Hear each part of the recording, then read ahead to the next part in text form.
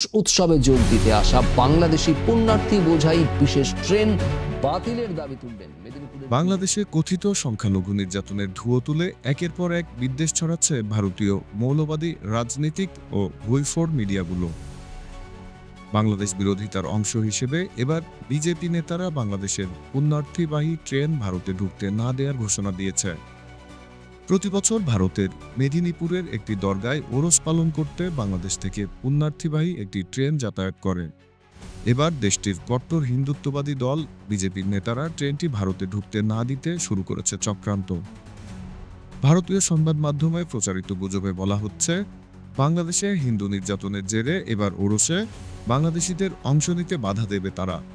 এ বিষয়ে ইতিমধ্যেই স্থানীয় বিজেপি নেতারা স্বরাষ্ট্র মন্ত্রণালয়ে এ বিষয়ে চিঠি দিয়েছে বলেও জানান ভারতীয় সংবাদ মাধ্যমটি। ভারতীয় রাজনীতিক ও মিডিয়ার এ ধরনের আচরণ বিদ্বেষের চরম বহিঃপ্রকাশ বলে মনে করেন আন্তর্জাতিক সম্পর্ক বিশ্লেষকরা।